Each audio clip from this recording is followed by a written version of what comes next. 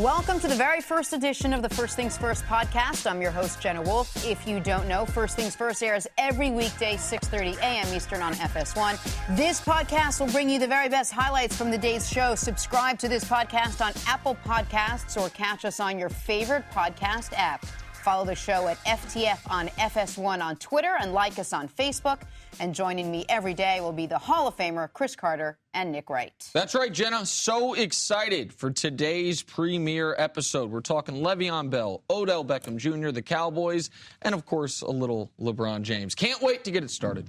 One more time, First Things First airs every weekday, Monday through Friday, 6:30 a.m. Eastern on FS1. And don't forget to subscribe to the podcast on Apple Podcasts. So let's get it started. And good morning to you. Thank you for joining us. Come in, get cozy, stay a while. This is First Things First. I'm Jenna Wolfe. That is the Hall of Famer, Cris Carter. That is a very well-dressed man, Nick Wright. Not a Hall of Famer. No, but well-dressed. Yeah, so it's not something. yet. There's still time. There's a lot of Hall of Fames. Yeah, the oven's on like 250. It's going to slow cook them. Is that what we're doing? All right, yeah. Don't look in. Don't open it up. You ruin them. The cookies are still being made. Got it. Good Guys, the training wheels are off. Rehearsals are over. This is it. You excited? I'm jacked. I can't wait. Only been preparing for this my entire life. So, yeah, let's see how it goes. So you're good. All right, so here's the deal. Besides my parents, you know who else has spent the preseason waiting for our show to start? Le'Veon Bell. Probably. Now that we're underway, so is he. The Steelers running back showed up to work on Monday. We're getting right into things here to get you caught up. He signed his franchise tag yesterday after failing to agree on a long-term contract with the team this offseason. Bell signed a one-year fully guaranteed deal for $12.1 million. Now, despite missing all of training camp, Bell insisted he'd be ready to go for week one. I want to make sure I'll be prepared and fresh for the season. I don't want to go out there, jeopardize myself getting hurt in camp. Obviously I understand I'm on a one-year deal, so I got to go out there prepare and go out there and play football. I didn't want to get hurt in camp. My rookie year, I remember getting hurt in camp and things like that. So I didn't even want to deal with it. I want to go out here, get ready for game one, the games that count, and go out there and get ready to win a Super Bowl. Okay, so guys, on paper, it looks like the Steelers have all their weapons back. Could Pittsburgh actually be a legitimate threat to the Patriots this year? Of course they are. And the course is based on one thing, and that is their defense. Can they get to the quarterback? Because this is not Blitzburg. The last 3 years, they are not the Pittsburgh Steelers defense that we're used to seeing. And if you're going to play the type of football the Steelers want to play with Mike Tomlin, that's physically running the ball, multiple sets offensively, throwing the ball around. But at the end of the day, it's about getting to the quarterback, and not just any quarterback. Their only chance is they got to be able to get to Tom Brady. Now, you could see during the preseason this year, during 4 preseason games, they had 14 sacks. You can see them trying a number of different things to try to create pressure on the quarterback because their secondary, even though they added Joe Hayden, he's going to help improve. Their secondary has been average over those couple of years. So lack of pressure on the quarterback, lack of a veteran or a good secondary, those things get Pittsburgh, besides their weapons being available, closer to New England. I think they're not only a threat to New England. I look at Pittsburgh heading into this season.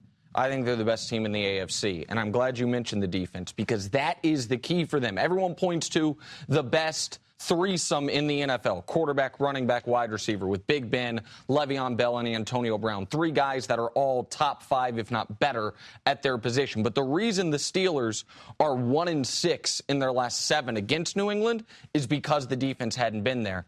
And they've put the resources into that side of the ball. From 2007 to 2013, every single year, the oldest defense in the NFL was the Pittsburgh Steelers. Now, aside from James Harrison, who seems ageless, they have gotten so much younger. Ryan Shazier, Stephen Tuitt. They drafted J.J. Watt's little brother, TJ. He had a big preseason. Bud Dupree. All of a sudden, on the front 7, they have some youth to where they're not going to have to score 30 to beat you. Maybe they can win some games this year, 21-17, which we didn't see much last season. But are we just assuming that Le'Veon Bell walks in and he just picks up where he left off? The guy did not practice with this team. I know he couldn't all off season, all training camp. Do you worry about his durability at all? You know him as an athlete, but do you worry about him being durable once the season actually starts? I'm worried about the type of durability that it would take for him because he's not only a great running back, but he's such a great receiver. So that's more touches. So if you give him the ball 18 times out of the backfield, out of the traditional tailback setting, but you're going to throw him the ball 5 to 7 times. So he's going to touch the ball 24 to 30 times. And regardless, I used to own a gym. I used to train professional athletes in all different sports. I would call myself one of the best conditioned athletes of my era. You cannot get ready for playing football, working out in a gym. I had some of the best trainers in the world because you can't simulate two-a-days. You can't simulate the pushing and pulling of 250, 300-pound guys on you. And your coaches can make you do things when your body's sore in those dog days of August that no one likes that you're not going to do training by yourself. And there's a reason that Le'Veon Bell is the only guy we expect to be a major contributor in the whole league, aside from Texans left tackle Dwayne Brown, that missed the whole offseason. And Dwayne Brown's not going to be asked to do those jump cuts that you love when I do so much, CC.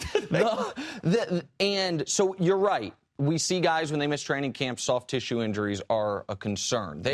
Hamstrings and growing. And so that is a fair question. And for the Steelers, it's of particular importance because we have seen this team since 2013. There's a fourth guy we haven't mentioned. Everyone knows Ben Roethlisberger. Everyone knows Le'Veon Bell, the guy who I think is the best running back in the NFL.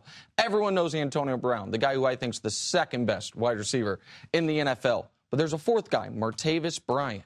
Martavis Bryant is as good as a number 2 option at wide receiver as anyone has in the league. He's had drug suspensions. He missed 4 games, then he missed a year. Since 2013, when all 4 of those guys play, the Pittsburgh Steelers win 73% of their games.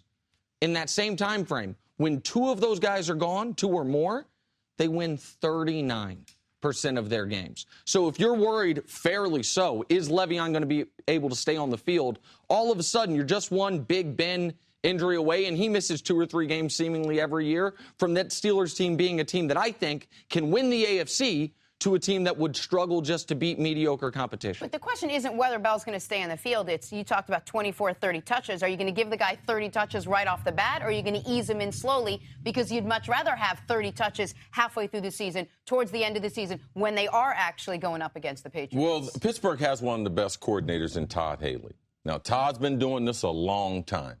He will manage. And as Nick said about the talent around him, that's how you take care of Le'Veon Bell. He can't get the ball 30 times week number 1. He can't get the ball 30 times. You already said he was winded after day one. There is no doubt that he's winded because you can't prepare for the type of shape you have to be in. But you have to rely on these other weapons that they have to let him get in football shape. Now, come the first week in October, we will see the Le'Veon Bell we've seen before. Cris, what's the fastest car you ever owned?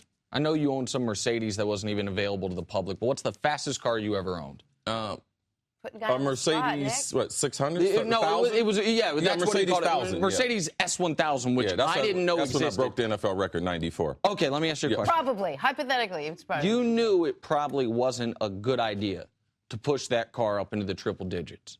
Yes. When you got a car that you know can hit those triple digits, see, I never had one of these cars. Like, I haven't lived quite the life Cris Carr's lived. I would imagine it's difficult not to occasionally be like, man, I got it.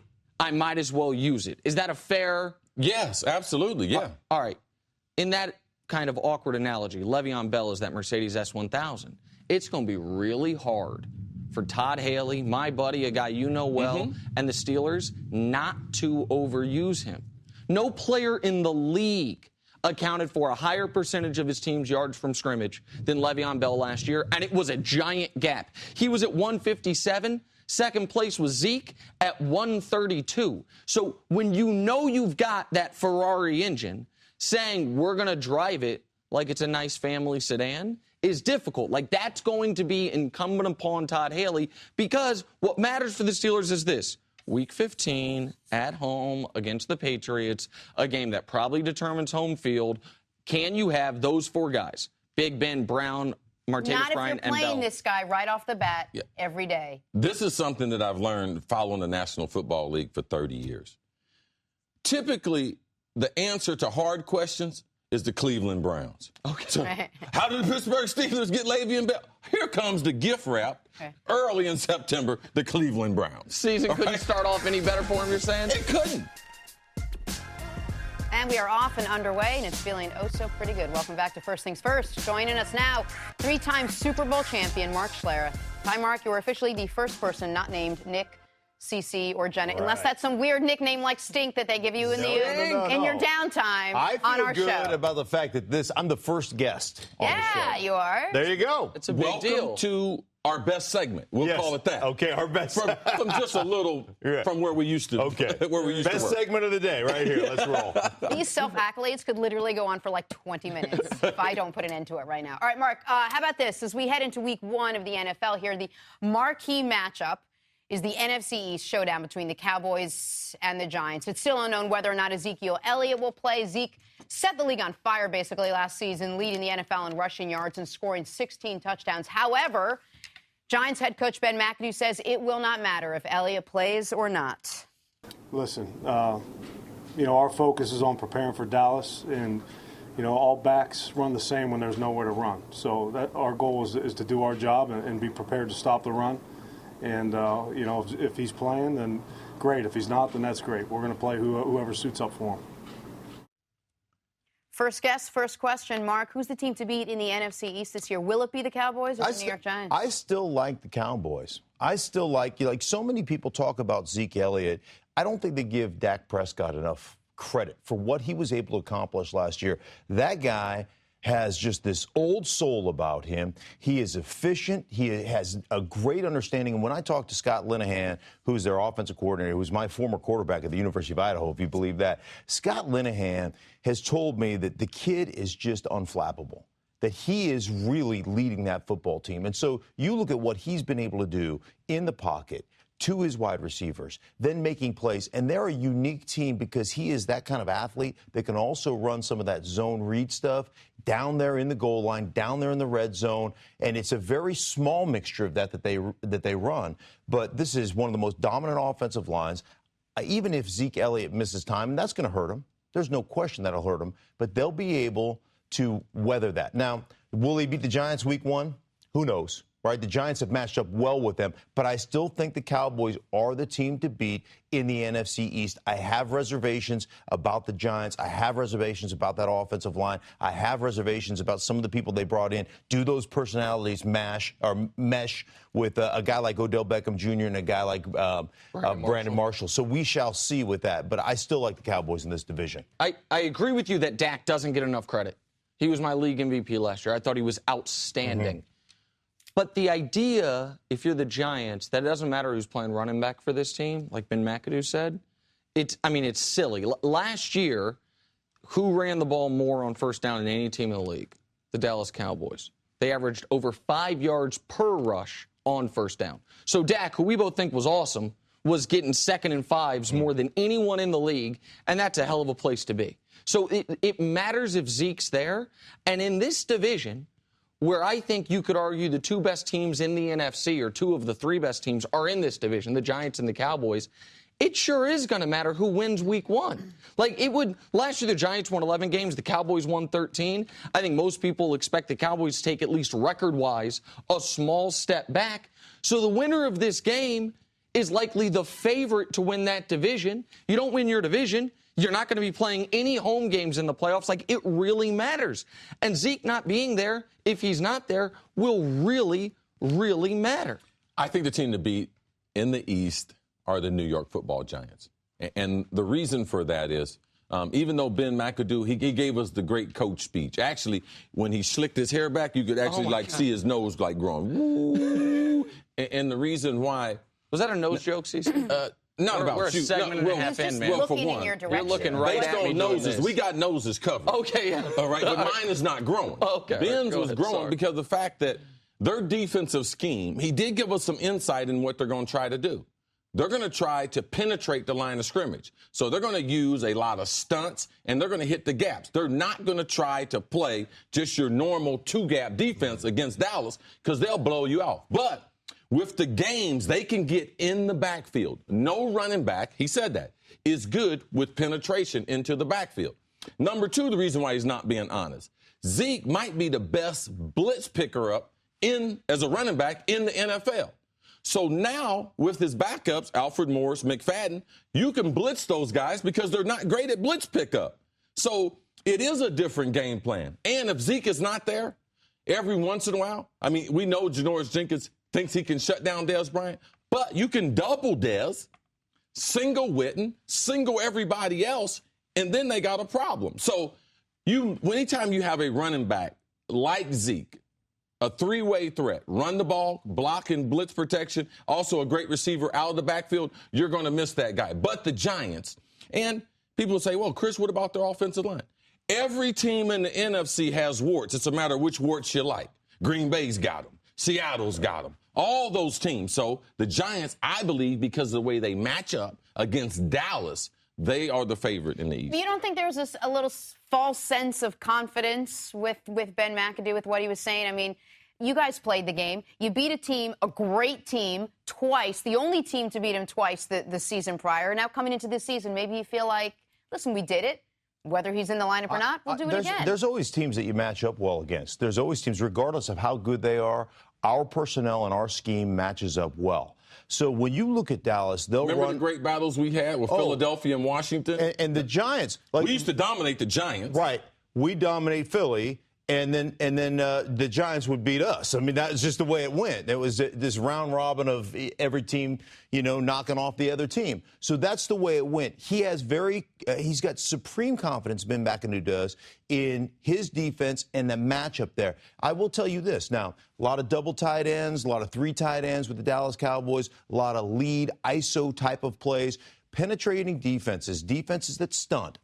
The hardest thing to do in that is those type of ISO plays because you get on different levels. So the adjustment to that is some zone running. If you are a zone running football team, and every team runs zone, it's just whether you major in it or minor in it. Yes. If you're a zone running team, which is basically hat on a hat, right? Hat blocking on, the gap. It's everybody coming off in one angle together, and then you just take the guy who comes into your area. Those are when teams try to penetrate and try to stunt. Those are breakout runs if you get it all taken care of. You'll have a couple of bad runs, but those are the ones that all of a sudden are 40-yard runs. So we'll see exactly how this matchup pans out. Last year, obviously, the Giants got it. And you're always, to be fair, going to be partial to zone blocking because you won a couple Super Bowls under Gary Kubiak's tutelage in Denver, right? I run a Super Bowl in gap scheme. Oh, I forgot. You got 3 Super Bowls. My bad. I forgot about the Washington one. I was thinking about Denver under Kubiak's offense. No, you're right. Fair enough. The interesting thing between Dallas and the Giants is Dallas has 4 offensive linemen, all of whom would be the single best offensive linemen on the New York Giants. You have Tyron Smith, Travis Frederick, Zach Martin, Lyle Collins. All those guys be the best offensive linemen the Giants have. Conversely, the Giants have 4 defensive players, 3 on the D-line. JPP, Snacks Harrison, Olivier Vernon in the secondary, Landon Collins, all of whom would be the best defensive player Dallas has. So you have the big question mark for the Giants is offensive line. Like, can Eli, I know they're like Eric Flowers, we drafted him in the first round, therefore he's going to be a good left tackle. There has not been a moment of professional football that gives you any belief Eric Flowers is going to be a good left tackle. They're like, screw it, we got no other choice. Cowboys, conversely, is like, our front seven's not going to be worse than that. Like, it's going to be okay. There's a lot of hoping with both those teams that those units don't just ruin them because the rest of the team is so awesome. Right. The Giants, the receivers the Giants have are awesome. The defense is awesome. The Cowboys, the entirety of the offense, awesome. Both those teams are just like, let's just not let our weakest link break the chain. And it's funny because for the other team, what the Giants' weak link is the Cowboys' strong link and vice versa. I'm as I watch football, I'm biased. I watch the position. You can't help but your eyes are drawn to the position you play. And I watched the New York Giants. I watched their defense in preseason. I was like, man, this defense is on point. They're midseason form. And then I watched that O-line for the Giants. I said, they're in midseason form because they stink. They're awful. That's exactly what they were last year. So I'm with you. Eric Flowers needs to move inside. But here's the problem with They don't have any. They don't have an option. They have no options. They really don't have an option. And one thing that, Mark, that we found out since the collective bargaining agreement, football is less physical and there's less continuity in the running game, especially early in the season. So watch for the Giants in their running game to struggle early. Now, regardless if Dallas has Zeke or not, watch for Dallas to get off to a great start because they have the best unit in football, and it will help protect them if they don't have their running back. So that's something to watch the first month of the season. You gave us 4 things to watch. Watch the Eagles beat both of these teams. Just saying. Just saying. I just want it on camera so that when we come back and look at this months later after we're super Let me successful hear your best show. Eagle call. No, I'm not doing the Eagle. Come on. I'm not doing that. Not on the first show. I thought, like, paramedics are going to run in if I did that call. Welcome back to First Things First. Michael Vick is still with us. So Odell Beckham missed practice yesterday, but he was seen working out on an exercise bike. Beckham is still expected to be good to go for Week 1 against the Cowboys. Michael, how worried should we be that the Giants, may or may not have, well, they'll have Beckham, but that he missed some of practice? It's not a concern. Odell Beckham, he's one of the most competitive receivers in the National Football League as of right now, top 3. He's one of the best, and he'll be out there. The team, I don't think they can survive without Odell Beckham being out there, and I think he understands that and he knows that. So he may use that to his advantage at some point, and sometimes. As he should. But, hey, I mean, receivers, they run all day. It's like a track team. You got to take care of those guys, and a couple days off really won't hurt. So, I mean, he should have the liberty to do that for all he's done over the last couple years for the New York Giants. Mike, when you say all he's done a lot for the Giants. The person he's done the most for is Eli. Like, let's remember, before Beckham got there, Eli's full season, 4 years ago, 18 touchdowns, 27 picks, and a passer rating that was almost identical to Jamarcus Russell's career mark. That is where Eli was. Since Beckham's got there, there's 3 quarterbacks in football that have had at least 4,000 yards and 25 touchdowns each of the last 3 years. Drew Brees, Phillip Rivers, and 1 Eli Manning. He resurrected this part of Eli's career. I know they now have Brandon Marshall. I know they drafted Evan Ingram. I know there's a fly coming around the set that's bothering Cris Carter, but we'll get it. Beckham is I feel he's the single most important non-quarterback in football, and he certainly is the component that makes the Giants go from an okay team to a team that maybe could go to the Super Bowl. Michael Vick, if you have a young wide receiver, not as talented, and he's hurt going into week number 1, are you concerned about him if you were the quarterback? Yes. Now, if you have a guy who's double digits in touchdown, he's swagger off the charts, you know it's an ankle, you're not worried about him as much. No, because I know he wants to be out there Week 1. Right. Now, for those who don't know, Odell Beckham is a workaholic. All right? He's like all the other great receivers from Jerry Rice. They love to practice. I mean, we love some other things, the attention, notoriety, all that money. The money. But we love to practice. And Odell loves to practice. Even the coaches this offseason, the OTAs and the big firestorm about him Odell doesn't want to go to the OTAs because they don't let him practice. They don't let him work. So for him to be on the bike, he would be forced to be on the bike. So that means he can't practice. So I do have a little concern because I know Odell. I'd much rather have him out there. But him and Eli have such tremendous chemistry that will be able to overcome his lack of practice time. Now, it's only Tuesday. So I'm not concerned on Tuesday. Now, if I get to Thursday and he's not practiced, my concern goes way, way up. These guys laugh when I say this, but any shot that Odell is a distraction to the team this year? I know that Coach McAdoo's been trying to sort of temper it and calm him down a little bit, but you don't want to put the cap on completely because you want a guy to be able to express himself. But to say that he wasn't a distraction at all last year, it's not exactly true. Odell is the man. I mean, if you ask me, he does everything that you would want out of a receiver. I had a couple guys. I had Deshaun Jackson, who was somewhat of a diva. And maybe explain why receivers and some of our characteristics that might help the people because what you consider drama, other people, they consider that super drama. Okay, let me hear. He's always open. We're always open. Gotcha. Always open. Always wants the ball. 3 catches for 65 yards is not enough sometimes. And they want at least 10 attempts, 10 balls to come their way every game. And Mike, he's also putting his hand through walls, and he's like... You consciously have to be cognizant of trying to get those guys the ball, and because you don't want to hear it throughout the week. You know, Wednesday, Thursday, Friday, through the media, why is Deshaun not getting the ball, or why Odell Beckham isn't getting the passes that he should get.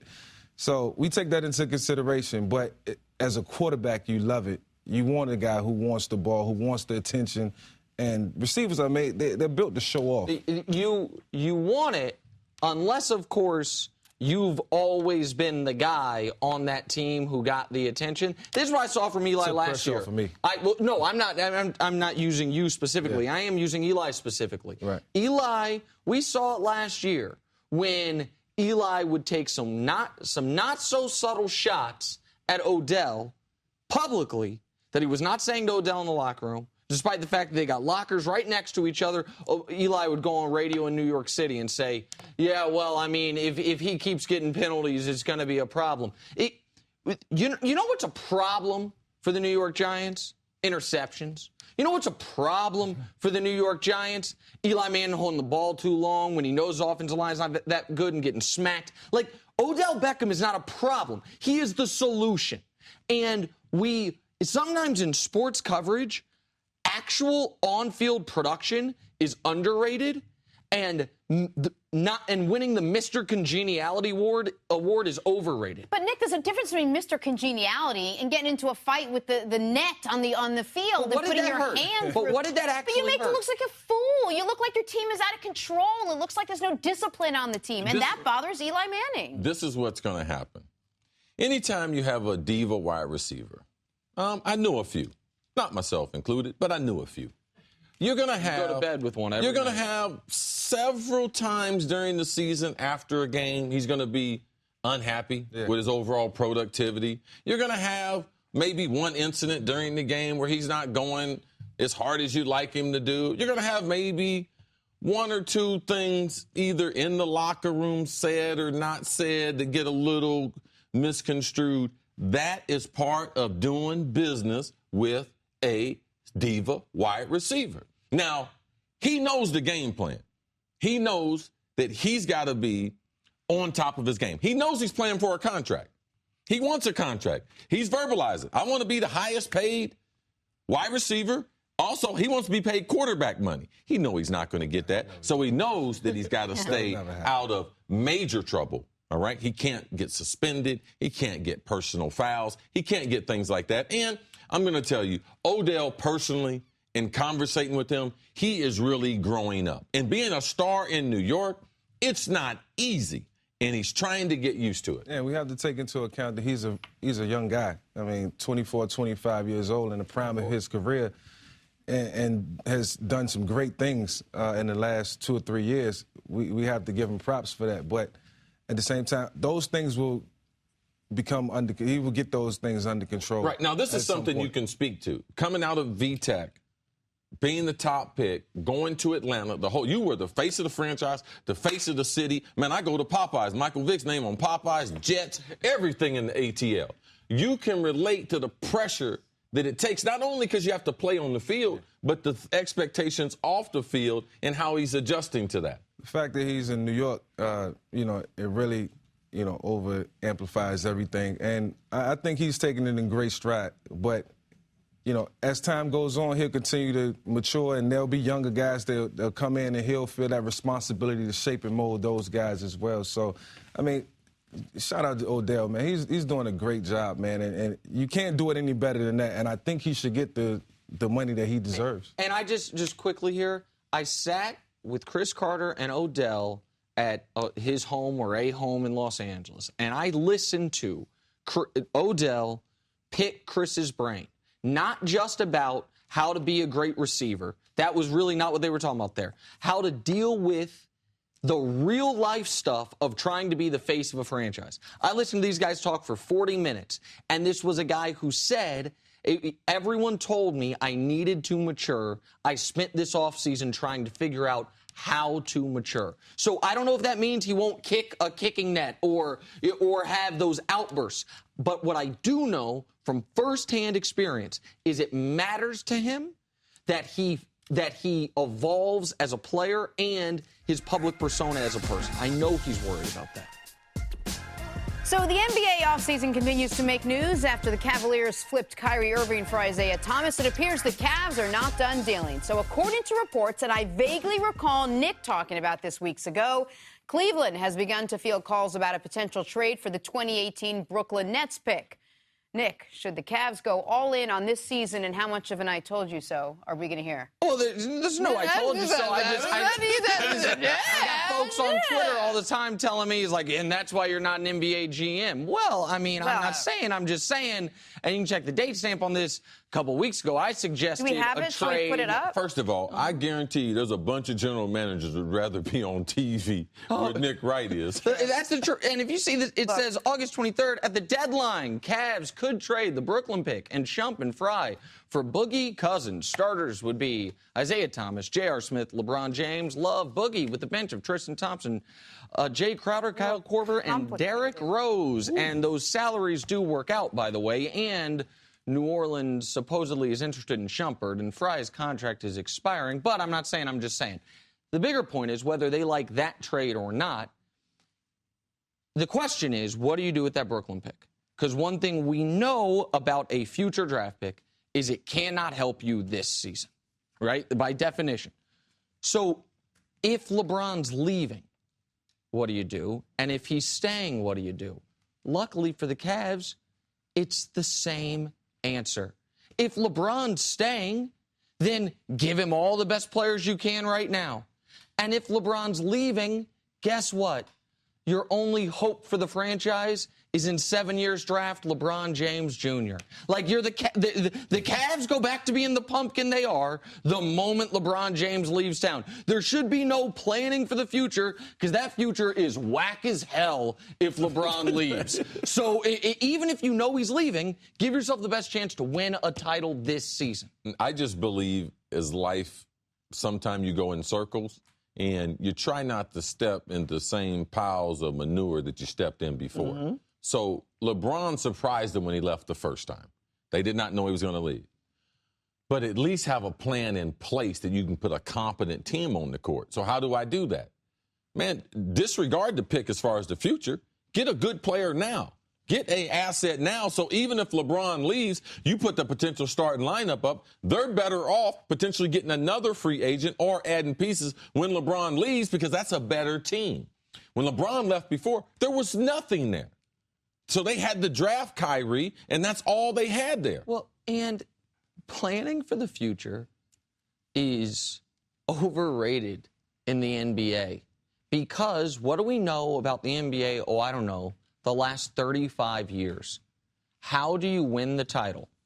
Oh, you just need one of the 15 greatest players ever. That's all it takes. Like, go back 35 years. Here's who's won the title. That's how you start. Right. Magic and Larry and Michael and Hakeem, Michael Samore, Shaq, Tim Duncan, Kobe, LeBron, and the only exception, Kevin Durant, the only exception to that is the Pistons, twice actually. Pistons in 04 and the Pistons in the late 80s, early. Like, you either have to be the Detroit Pistons or have one of the greatest players ever.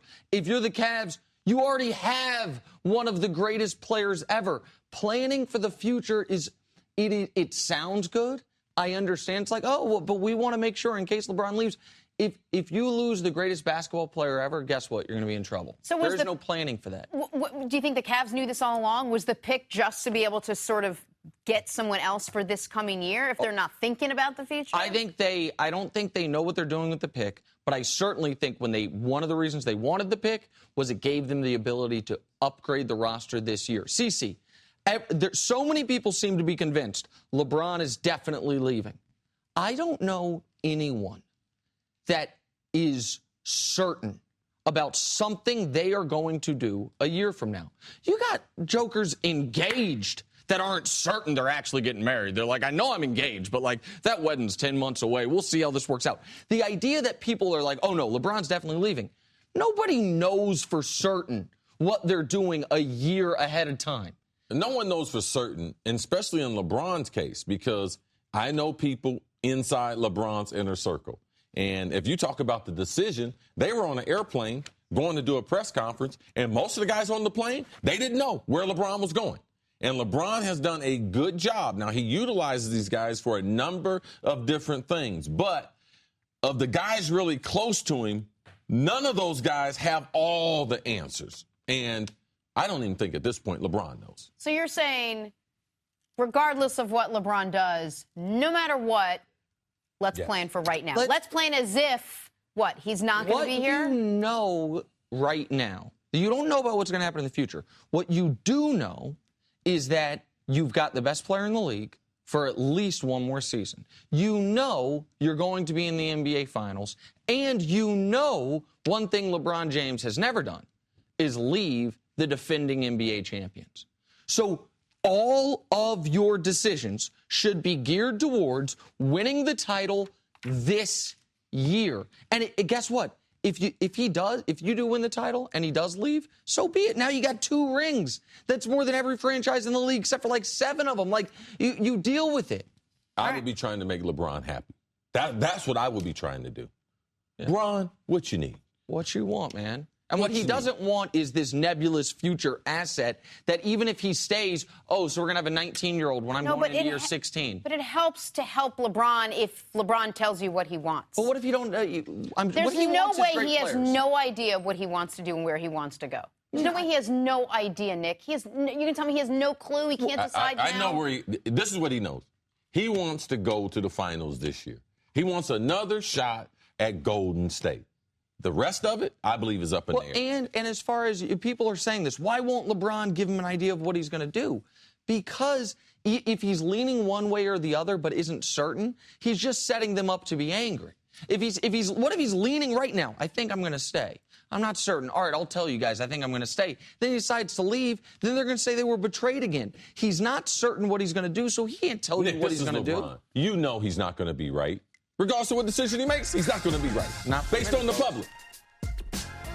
We are going to move on now to LeBron James and the rumors that he's just waiting to join the Lakers in 2018. And now someone else is attempting to speak this into existence.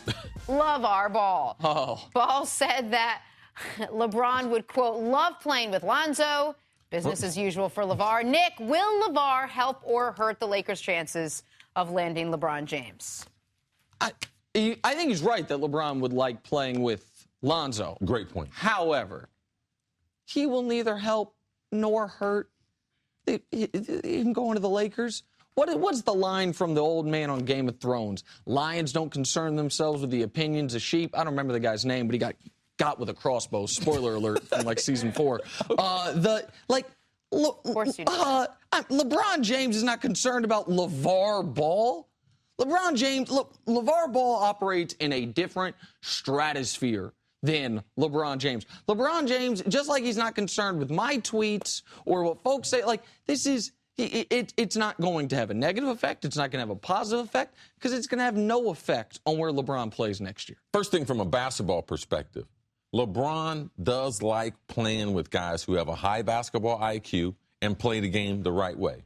One thing LeBron doesn't like, he realized the NBA is a grown man's league, even though he came in right after high school. LeBron doesn't like playing with younger players, regardless of who your dad is. So one thing is, I like playing with smart players, but I like playing with smart, older players. So, no, he's not going to have any impact on where LeBron goes. And once LeBron goes somewhere, it's going to be a bunch of players that want to go play with LeBron compared to playing with Ball. If I'm Lonzo, though, man, oh, man, it would be obviously every player in the league can learn something from LeBron.